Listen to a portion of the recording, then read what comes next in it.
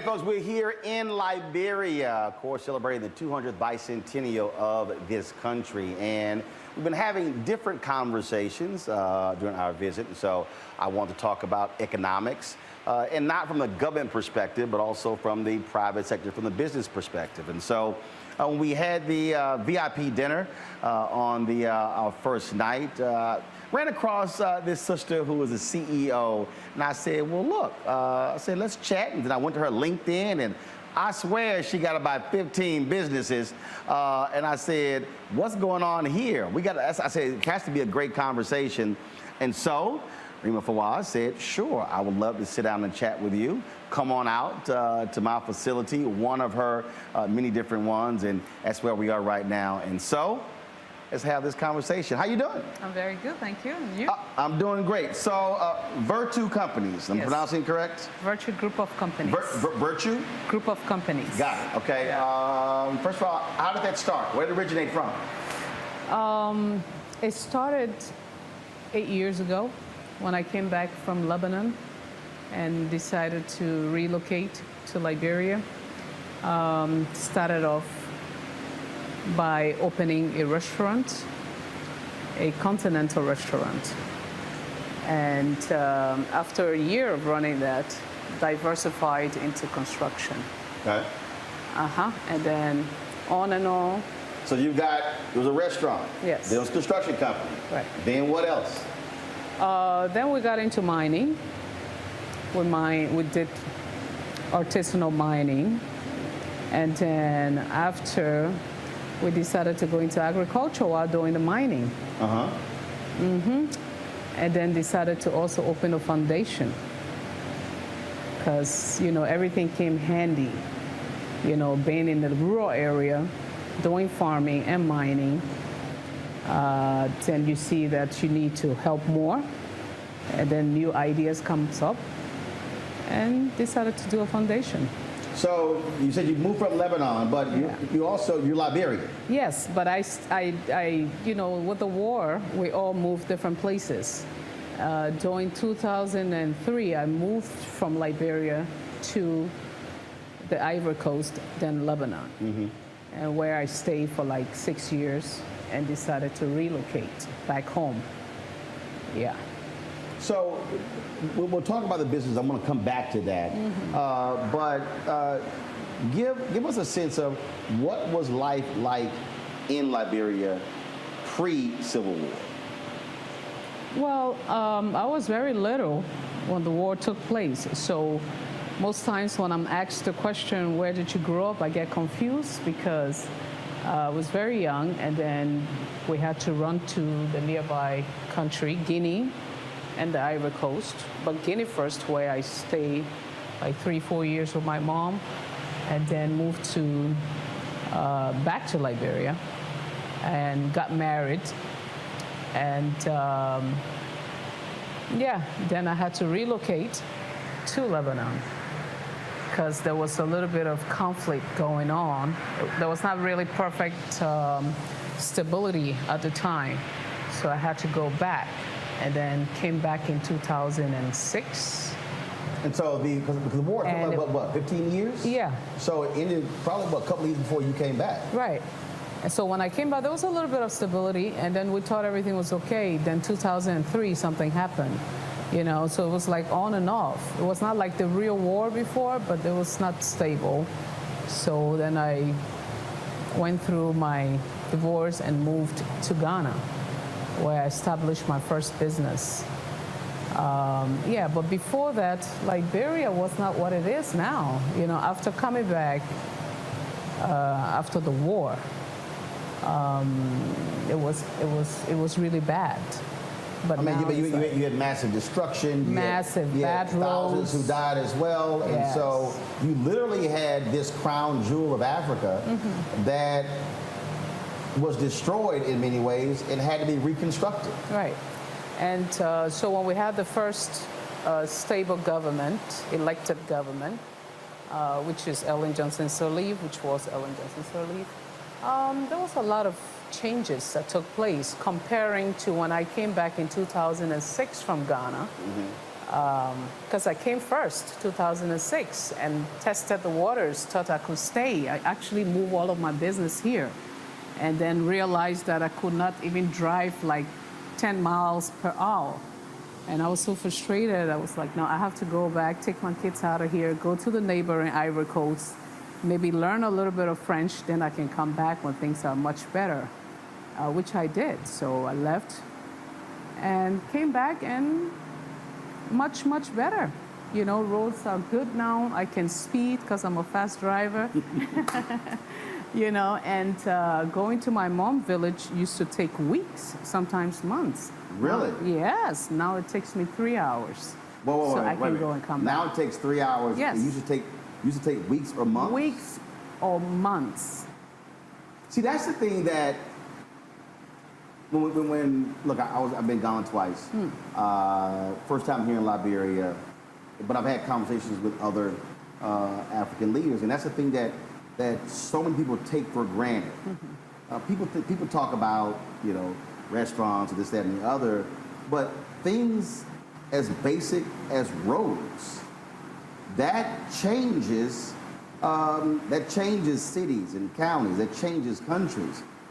For many Americans, look, they were born, their roads are already there, but there was a time when you had rural America, you didn't have roads and bridges, and all of a sudden you were pretty much cut off from the rest of the country. Right. So road connectivity, like you just stated, is very, very, very essential. I wouldn't have ventured into everything that I'm doing now if there was no road connectivity. Of course, we still need more. We need so much more done, but I'm the kind of person that try to appreciate the little good in everything because it's important, because you always have to build on that. Right. And you can do it, one person cannot do it all. So, and development is continuity. So we're hoping, and we see that there's even more going on with our new government. We see other developments going on, and movement is much smoother. Yes. I mean, as a business owner, the reality is those are things that you need in order to grow business. You talked about the village where you grew up, where it used to take weeks and months, now it's 3 hours. Right. You mentioned all the different businesses with agriculture. What are y'all growing? And is that happening in the village where you grew up? Yes, it's happening in the village. That's a little bit of challenge up to now because we have the main road from here, like 2 hours drive, which is perfect drive, and then we get off. And when getting off, then that's where the real, deal is. So when it's dry weather, you're fine. Yeah. When it's rain, even with dry weather right now this year is scary. Wow. Yeah, but it's still manageable. Still manageable. We're still talking about community development. We're talking amongst ourselves on how we can maintain the road until the government can take it to the next level. But from my village to my farm is also another challenge. So what I did a few years ago was I had to take on the responsibility to open a road that was open for the first time in 1977. And so you can imagine since 1977 to 2001, so it was all forests and everything. So I had to open that road. You did it? Yes, I had to. Because? I had to. That's my grandfather's land, and we also have neighboring farmers. So I opened it in a way where we could all access, but we still do have some challenges, moving the crops from farm to market. Most times if you don't have easy access, what happens. Things go bad, losses and all that. So how does somebody who majors in fashion end up construction, agriculture, restaurant? I mean, what, were you bored or did you say, I have all these interests, I'm just going to do multiple businesses? Yeah, I think the thing is I'm a multitasker. I get bored easily, And I see possibilities and opportunities in everything. So started in fashion, was married, and then needed to just... Was it a fashion business in Ghana? No. Yeah, in Ghana, right. Yes. Yes, but the where school... Where you made clothes? Yeah, but the school came after Ghana. Ah. So I actually got some of my inspiration from there. So you were making clothes, yes, and then decided to go to a fashion school. I had a partner that lived in New York, and she was a model. So we kind of collaborated because I had the space, right. I had a nice lounge in a restaurant, then I had a fashion boutique in there, and then I started making my own little clothes. So when she came by, she loved the idea because my boutique opened only during the night. We don't open the store during the day. Yeah, restaurants open during the day and everything, but the fashion side of it is open during the night. Wow. So we used to do like fashion shows and then put our stuff on display. So she was like, I'm interested. I'd like to work with you. So we collaborated and had our own fashion line, which was called Rema Fame. Mm-hmm. Though it was my name. Rema Fame. Yeah. Okay. So that's how we called it. Now, do you still make clothes? Yes, but occasionally, not at the level that I want to take it later, because it's my passion. So you want to go back to expanding that part of your enterprise? Yes, that's going to be the fun part of it. Yeah, where you can come from the bush and from the farm, and then get into another building and just be a different person, beautiful, nice in different clothing, and just show the difference in between there, that you can enjoy both lives. What is the condition? What is the situation here for business owners, for entrepreneurs? Are you getting the kind of growth that you expected? Are you seeing people excited about starting their own ventures and building them up? And then what kind of assistance is the government giving? Okay. First of all, let me start with the last question. So far, no assistance from the government. I'm not complaining, but there's no assistance from the government since I started my business.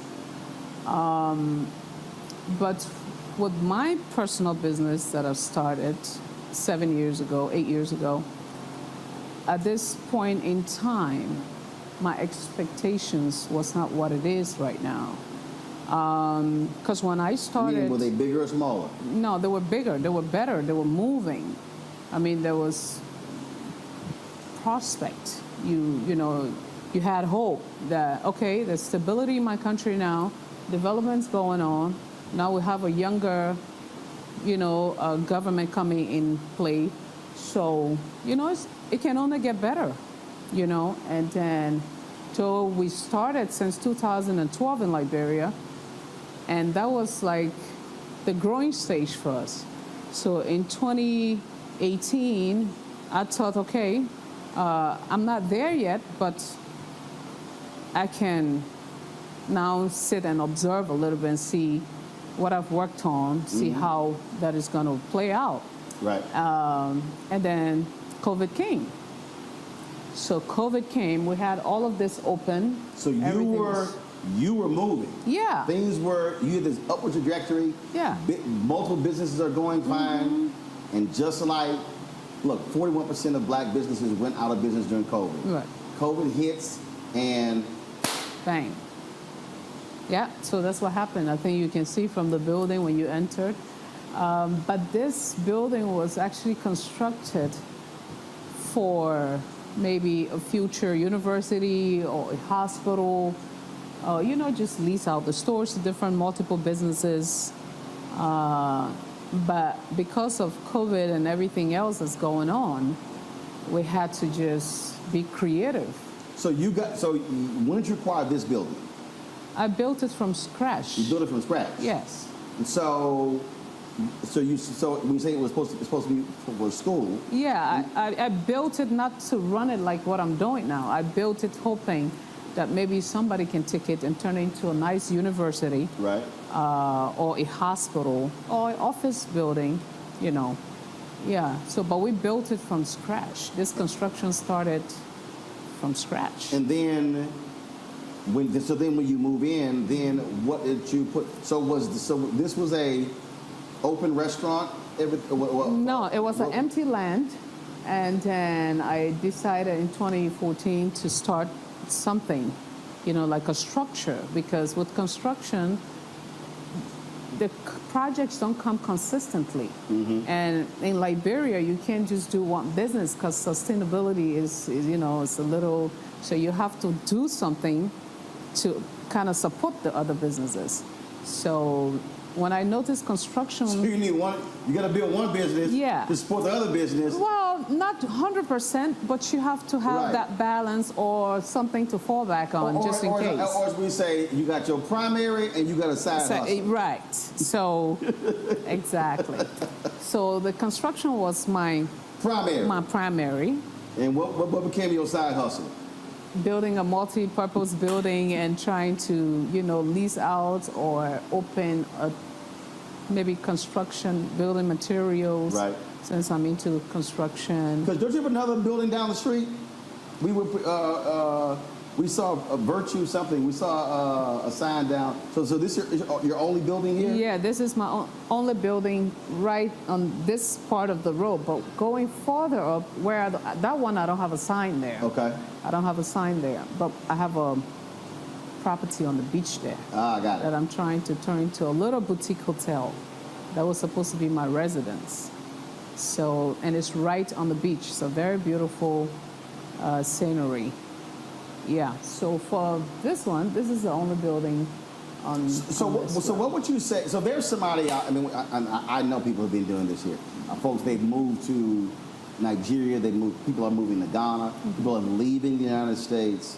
If there's the person who's watching or listening to this, and that idea, hey, you know what? I'm thinking about moving to Liberia to open a business. What do they need to know and understand? First thing is you have to find someone on the ground with experience. And that's the mistake a lot of us make. Because when we come back, we're so excited about the opportunities. You got an idea, yeah, but it's the reality there. The reality is there. You have to speak to someone like me that have had the first hands-on experience. So what you're saying is, don't come here trying to build nothing and you don't talk to Rema. Because your construction company, what do you build? I do structures, right, and I do maintenance of roads and, but when you say also talk to someone who's on the ground, you have to understand the dynamics of, it's like somebody may have an expectation for workers. And we were talking earlier, and you said, not necessarily what you think it's going to be. Right, like any other country. It's not only with Liberia, but, like any other country. When you come to do something, sometimes you think the unskilled workers are reasonable and they're easy to maintain, so you take them in and then you get carried away and you invest so much and only to get what you didn't pay for. So it's part of the issue in this country. You mentioned earlier how young it is, the lack of skill set. Yeah. And so skill set development is vital. It's very vital. Like I'm the chair lady for the female construction contractors in Liberia. How many here? We're like 50, 60. Maybe more, but the ones that are registered with the association. Wow.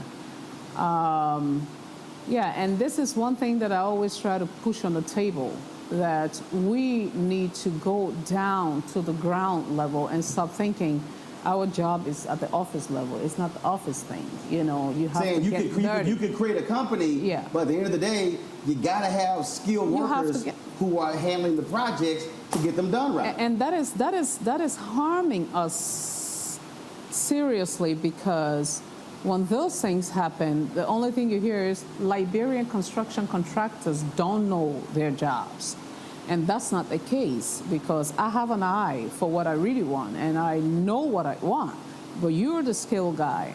So if I tell you this is what I want, and you give me what I didn't ask for, then I'm like, and these are bricks, you can't just break them so easily because they're very expensive to build.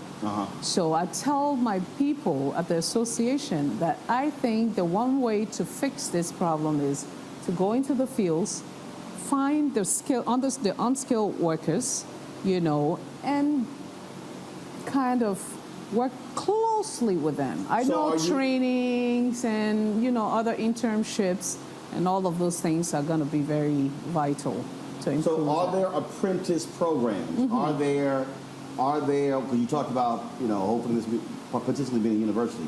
So are you saying that also a need is having a very structured program to teach folks plumbing, Very electrician, Oh. and so now all of a sudden you've got 100 people going through the program every year. Let's say it's a 1-year program. Right. Now they've been trained. Now they can come. Now folks like you can hire them. Right. The next crop come in to learn that skill set. Correct. That's what we need. We need that so badly, especially when it comes to finishing. You know, like when I travel out of the country, I'm touching people's walls. I'm like, but why can't I was here? Why? So it's my major until So sometimes. you going to people's houses going, Yeah. I'm like, you know, and they know how to do it, but I don't know what it is. I mean, I guess, well, but it's simple. If Yeah. you don't have the skill set, you don't have it. yeah. That's the point of skill set. If Right. you've got a high skill set, then you can deliver on what it is Sure. on the person's vision. So having a university that can just focus on finishing and sometimes maybe even giving them scholarship after they've completed the courses here to go out there and just see how it really is, like how it really looks when it comes to life, you know, and also get some other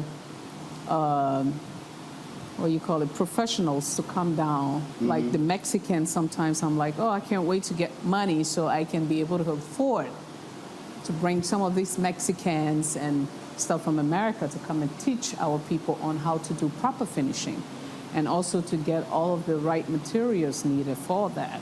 So the opportunity for African Americans would be if you're in the construction area or in the teaching area, Correct. you can come teach Yes.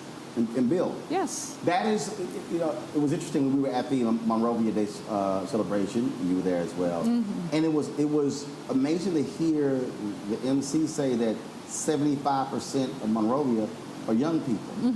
Listening to the mayor, listening to others talk about having such a young country, but to your point, not being skilled, and so now all of a sudden you've got high literacy rate, you've got economic issues, got and so drugs these are issues. folks who want jobs, they want to make money, but if I don't know how to do anything, then you sort of have a difficulty because you're trying to build something, but you need people, Right. You need staff. Yeah. And you will have all of our young people, a lot of them in the ghetto, you know, high on drugs. And that's one thing that is affecting, you know, our young population. It's a very serious issue. So every time I drive down the street, I'm like, I see all these strong young men, you know, out there. So now you have more women trying to do stuff that men do, that men are supposed to be doing for them or with them, you know. So that's one of the depressing part. And like the ambassador said, yes, a lot of the population, maybe 75%, are young people. Yeah, so, and I think we talked a little bit about it this morning before the interview. You were like, well, how did that happen? You know, and I said, I think it's because of the war. You know, people lost their parents, kids went astray, and you had young children having children. So there was no education, there's nothing, nobody, it's like you're not able to teach your child, you know, all of the fundamentals of, you know, of And life. for you, you had mother and father. Yes, but they were separated since I was a baby.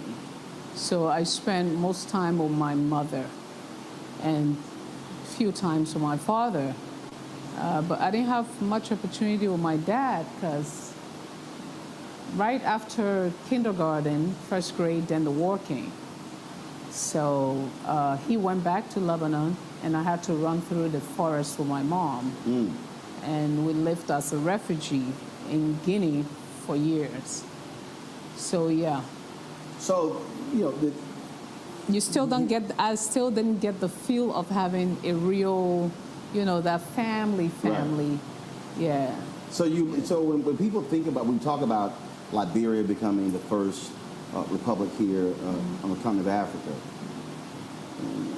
some 12,000 freed and enslaved folks coming here.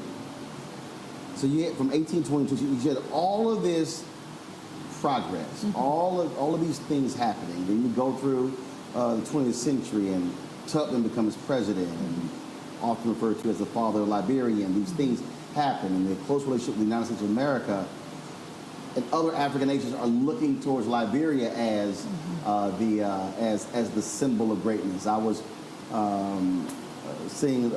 looking at the Ducor Hotel and listening to the minister talk about how this was the crown jewel of Africa, sitting high atop the hill there, overlooking the ocean, this massive pool there as well, and now it's sitting there. Now it's ruined, right? And it's a fence around it. So for me, being on this hill and looking at it, and I'm going, I can only envision what this looked like, how magnificent it was, and how gorgeous it was. And so now you are in essence going back 50 plus years and now having to restore what Liberia already had. So you're like, how can I be part of this change? And being an entrepreneur, if you're not careful, then you keep thinking, okay, I think I can solve this problem. I think I can fix this. I think I can do this. Because you hear from people, because I didn't enjoy that time in Liberia because I was still pretty young. But when I hear people talk about it, I'm like, so why can't we restore what we had? What's the hold on? Like, what is the problem? This is a very small country. It's infrastructure. Yes, I know it costs money. But I guess you just need the right person to say, okay, this is the time, to change this. How are, in terms of financing the business, is it? Go ahead. Most times. First of all, when somebody goes, there's a story behind that. So I'm like, you know what? My business is stalling. I need to reopen, and I need to start off from where I stopped, before COVID. Well, how can I do that? And people will be like, well, you got the property here. You can put it out for loan or something. Then I hear someone else come and say, you got to be careful, because most loans we take, we lose our properties. And then the interest rate is ridiculous. It's ridiculous. On loans? Yes. So are you and others essentially self-financing? Yes. And you're basically doing pay as you go. Yes. What comes in, exactly. pay for it? That's what we're doing. We call it in Liberia hand to mouth. That's what we're doing now. Because you're not getting assistance from the government. No. It's totally private sector. It's totally private sector, and all of the private sector organizations that we try to work with, it's like everything is still a work in progress. You never know when something is gonna. So we just putting our eggs in different baskets, trying to be optimistic and hoping that things can get better. So now that we're not out of COVID, but are you seeing things being restored? And so what's now next for you? First of all, of your businesses that right now, what is still ongoing? What is still operating in? The farm, we're maintaining the farm. Got it. We were unable to do new projects this year because with financial constraints. And the second thing is we have a mini water factory. So we produce like sachet waters. That is a hand to mouth. That's the one that's actually, taking care of the fuel, generator, salaries, repairs, and all that stuff. How many people have you working for you?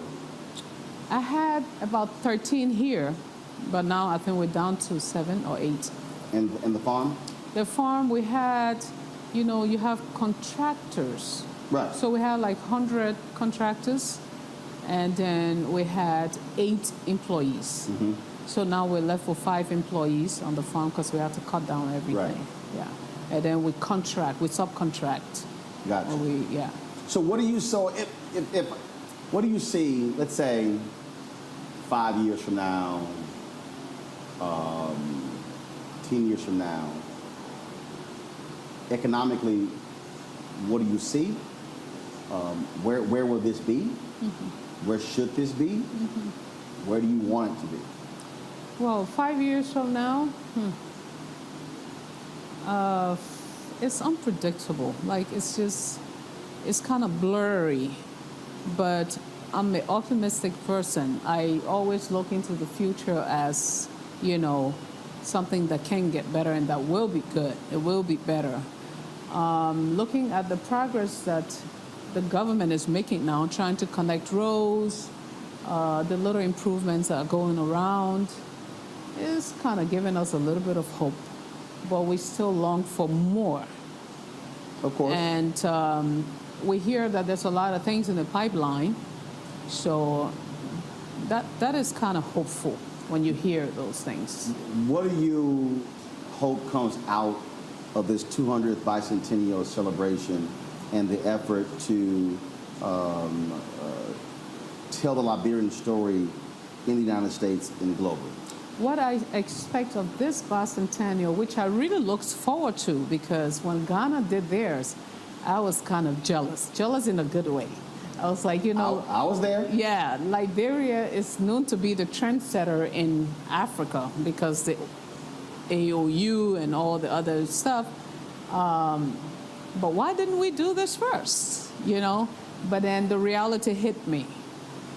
Even with Ghana and all of their developments, I heard from some of the, returnees or, visitors that there was a lot of challenges. Right. And you can imagine how developed Ghana is right now compared to Liberia. So the reality hit me, and I'm like, okay, we're not ready yet. But when I heard that this was coming up for us, I was very happy. And I think more could have been done. I think we still have time to do more. But I hope the government can focus more on connecting those touristic places, because we have beautiful places in Liberia compared to a lot of other African countries around here. So if we can focus more on tourism and road connectivity, this will make a big difference. Because when people come from overseas or from the diaspora, they get fascinated by stuff they're not used to. They don't see on a day-to-day basis. The culture, the scenery, all of that. Right. But if you can take them out of Monrovia, and really show them the beauty of this country, that could be, something else. Well, speaking of showing, now's your time to take me on this tour. Okay. So we'll go through the building and you'll explain. So I want you to show me what your vision is for this space that you've constructed. Okay, and I wish we could go to my village, like I told you, because I have a very nice football club, and I have about 130 footballers, all young people, that I take care of all by myself also. Really? Yes, and see, you should if they're in the club, you should have them on the skill side. Yeah. Have somebody teaching them carpentry and construction stuff. Yeah, so we have a tent in the village because we can't afford to construct a, building right now, but it's a huge tent.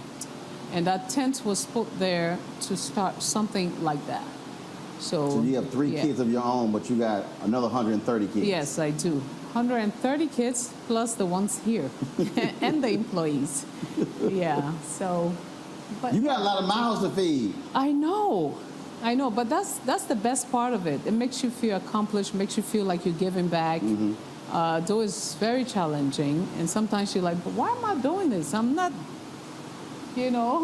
how they call that lady? How do you call that Indian? Oh, Mother Teresa? I'm not Mother Teresa, you know.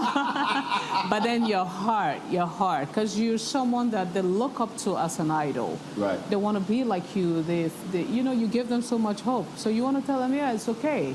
You know you're here, but you're like, it's okay. You know, you can do it. You can be better than me. You know, so then you tend to take everything and, yeah, just keep expanding. Cool. Yeah. All right, let's go tour. Yeah. Come on, we'll walk this way. Okay. We'll go through. All right, Rema, come show me around what all these different things you had going on. Let me take you around. In Rema Land. Mm-hmm. or Virtue Enterprises. Virtue Multipurpose Building. Okay. All right. So what was happening in here? So in here, just buying time, like I said, the initial, idea was to open like a building material in here, but like upscale building materials. Like selected items, nice lightings and chandeliers and all that stuff.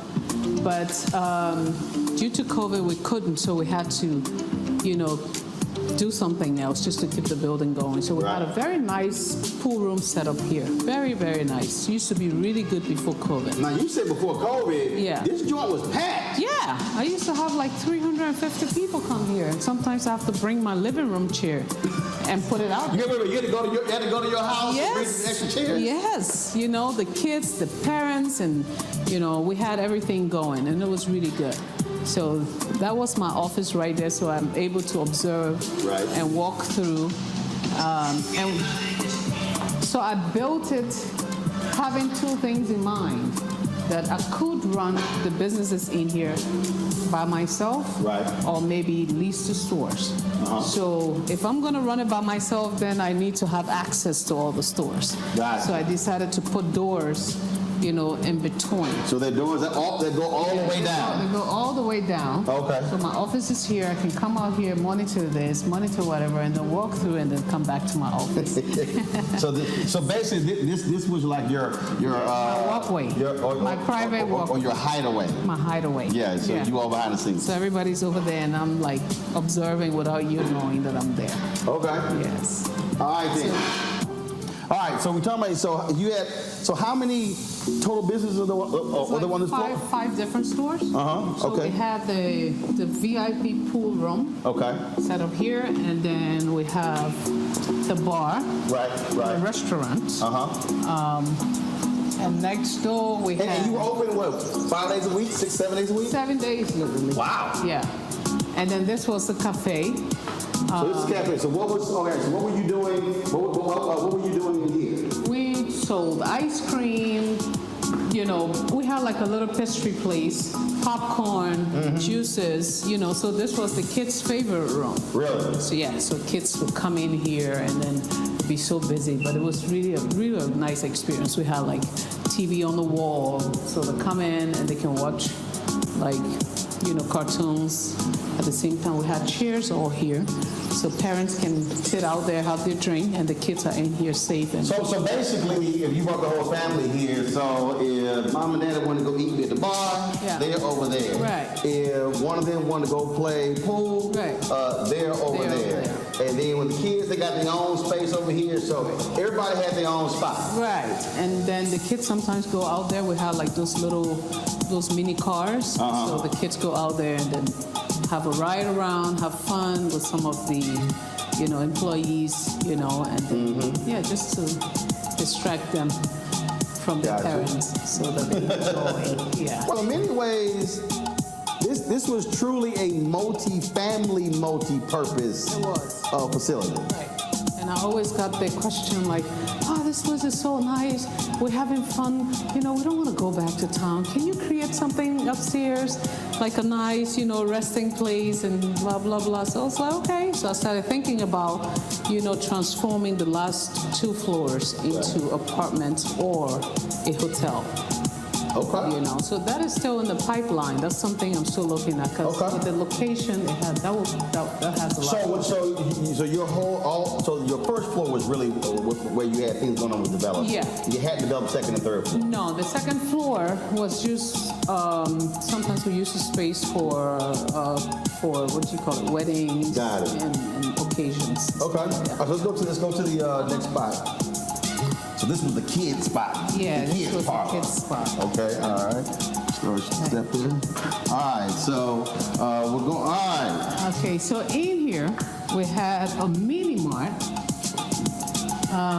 We had like American products. Ah. Yeah, like, you know, all the nice lotions and makeups, you know, food. So rice wasn't in here. No, rice wasn't in here. Oh, that's just for now. Yeah, right. Rice was next door. Okay. Yeah, all but we right. just moved it in here. Oh, so I see with the shelving and everything. Yeah, So, so with COVID, we lost all of the products, like everything else that was in here.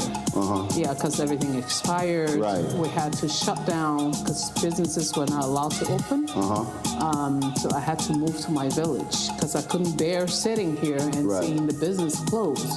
So I moved to my village for 7 months. And when we came back, everything was messed up. Yeah, so we had to just clean the whole place. So this was a market. Yes, this was a market, like a mini store. Right, Where right. you come in, you can get A convenience store. convenience store. Got it. Okay. Yeah. All right. So one more next door. Yes. All right. Let's go to the final room on this floor to see what we're working with. Yeah. So this last room, right here, Okay. have a story. Oh, this has a story. Yeah. All right. I want to hear the story. This story is, this is where I slept on the floor. I think you can see this is where I have my TV on the wall. And then I have my mattress right here. I have a little bathroom there.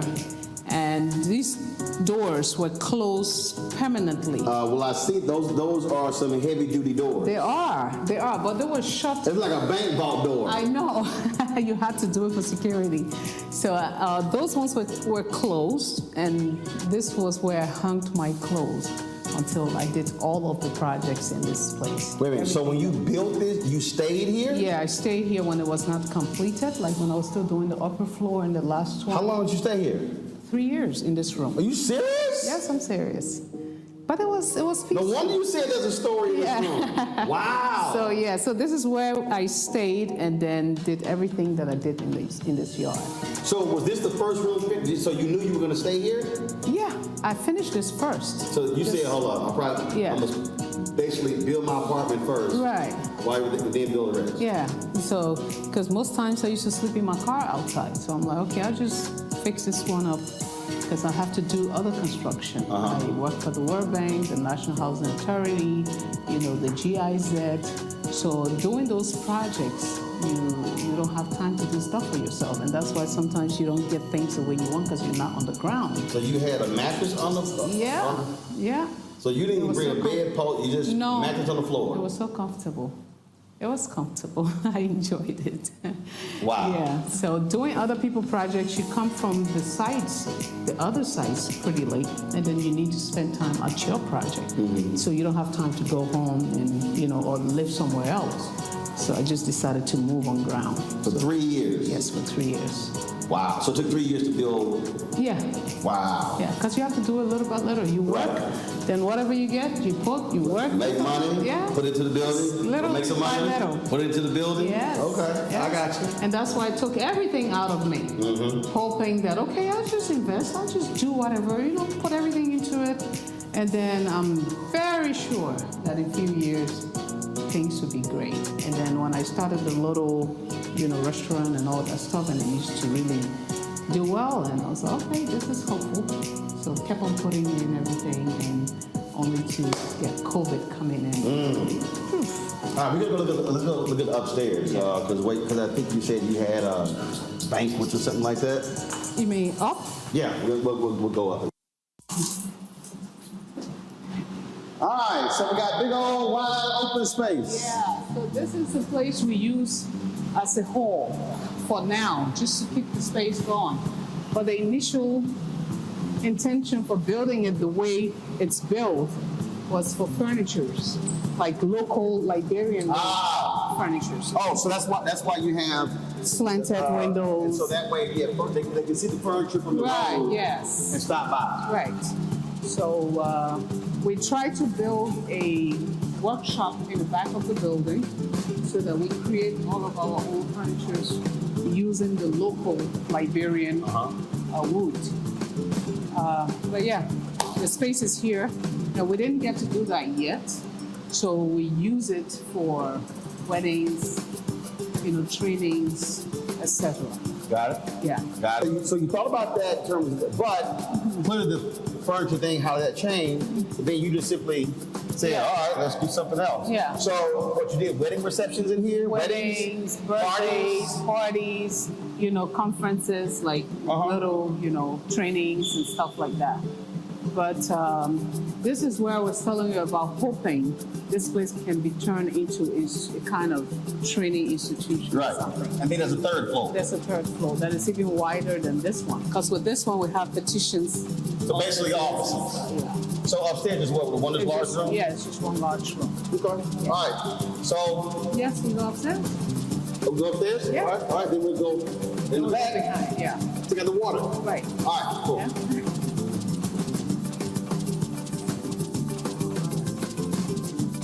It's already. So in here we have a drawing that can give me about 12 nice suites. How many? 12 nice suites. 12 nice suites? Yes. Okay. And then like a little gym area, maybe like few machines. And people can come and have conferences, weddings, and still come up here and sleep. Or maybe on the way to the airport, because this building is strategically located. So how far are we from the airport? We're like 10 minutes. Oh, that's it? Yeah. Oh, wow. Yeah. Okay. 10 minutes when I'm driving. So that's 30 minutes for everybody else. Yes. But it's 15 minutes. Okay. Yeah, 15 minutes. So it's very strategically located. So you said 12 suites, gym, and so you got sort of these larger windows, like it's Yeah. folks looking out. Yeah, so some of these windows are gonna end up into some of the suites. Like most of the suites will be along this side. Right. And then the single rooms will be along this side. Okay. Yeah. All right then. All right, so we got water Yeah. outside. Right. Okay, let's You go ready? see. Yeah, let's see what's happening outside with the water. I know it's hot, but it's summertime in Liberia.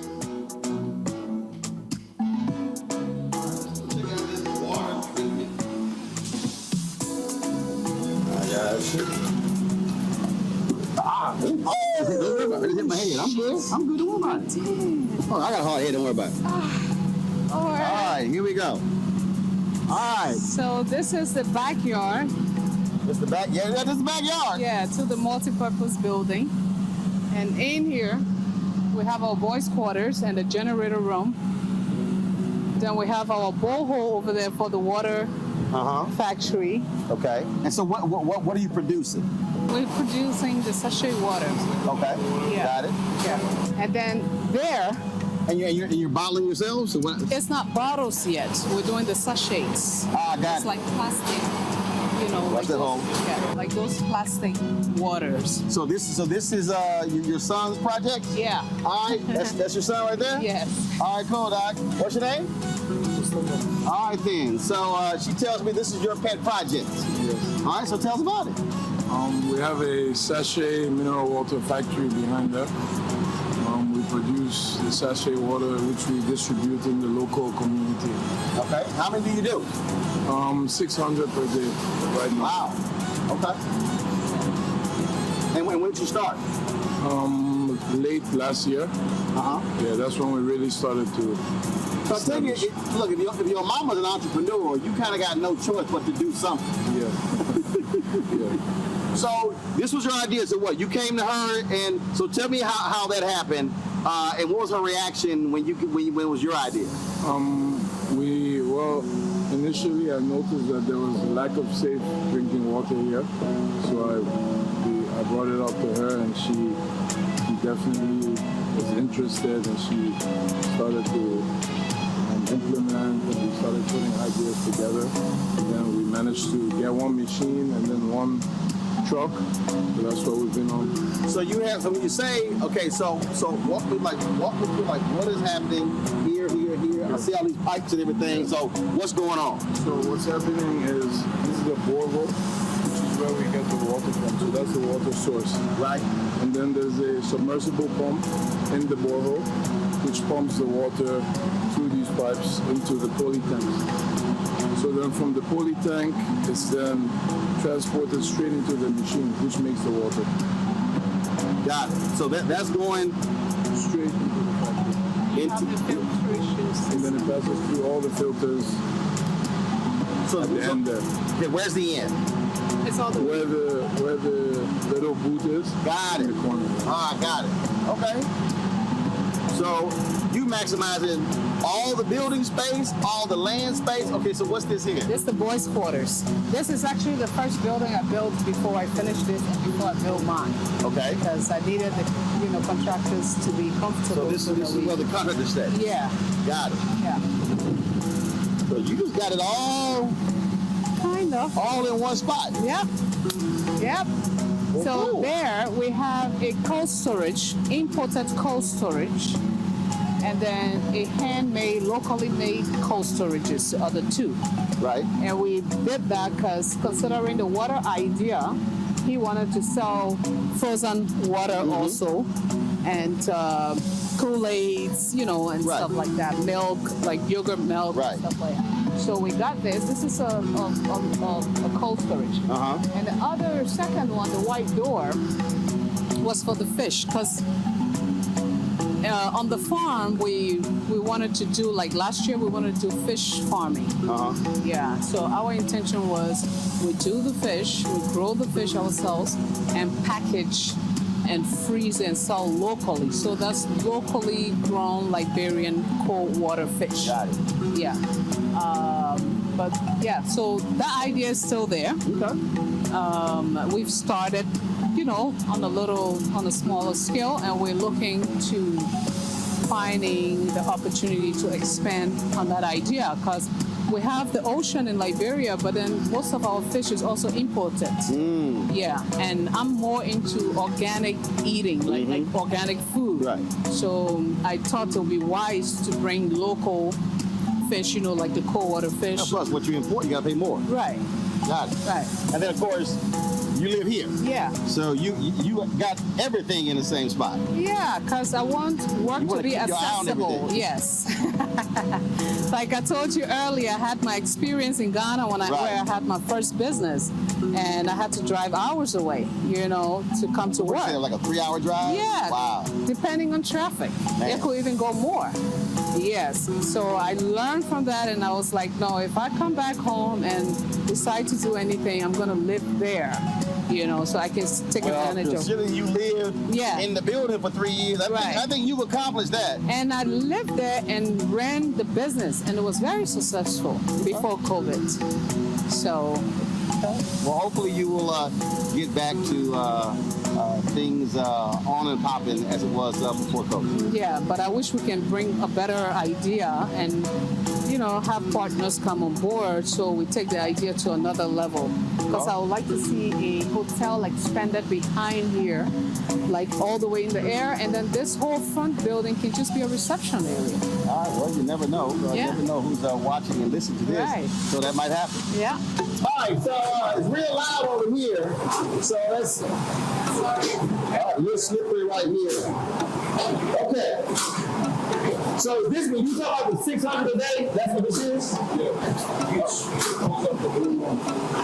So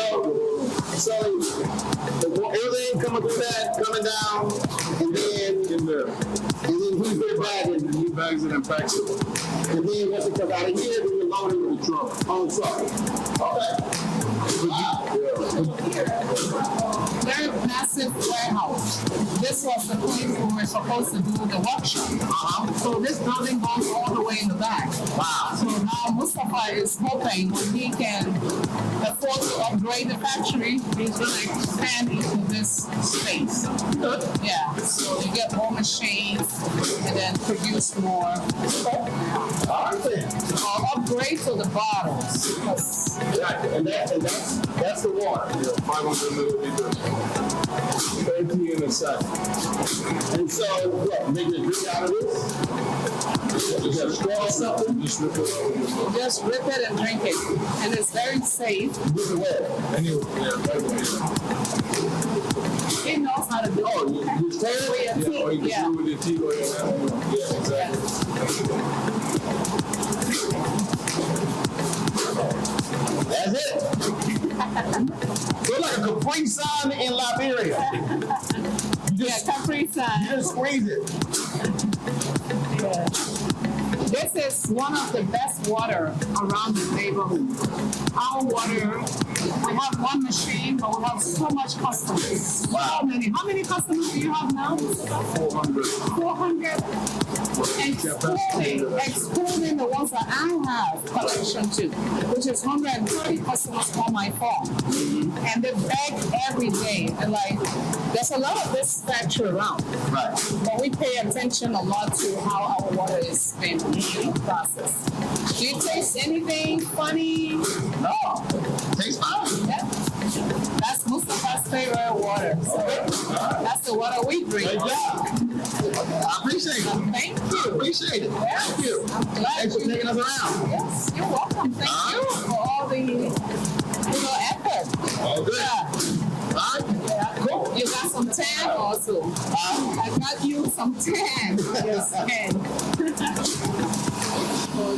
of the population. You know, if you join the water, that is so good. Well, you got to finish the water because you can't put the bag in your pocket and then your pocket's going to be wet. Yeah, my friend used to do it. He's like, I'm trying not to trash the street. See? There you go. I finished it. Right. Because I said, hold on, I got to finish. You can't even leave a little bit because all of a sudden it's going to be a wet pocket. So like I was saying, I hope that they can look at it from a different angle. We know we don't have all of the infrastructure and all of the attractive things happening right now compared to other countries. Right. But it would be nice if they can also come and experience life from the dimension that we as entrepreneurs in Liberia are experiencing. You know, we need 50 Cent to come here. To me, 50 Cent looked like a fella boy from my mother's village. You know, serious. You know, he can pass so easily for that. You know, and he can make so much difference and so much impact just by coming down and, you know, going beyond his, you know, his comfort zone. Right. A little. And then I say, what's this guy? Kevin Hart? Yep, Kevin Hart. Like a guy, you know, Liberians are very diverse people. So he looked like someone from the president's county. Crown, you know, Bassa. And then I say P. Diddy looks like a mountain boy from Limba. I'm serious. That's how I see them. And I think... So which county am I from? You are from Lofa.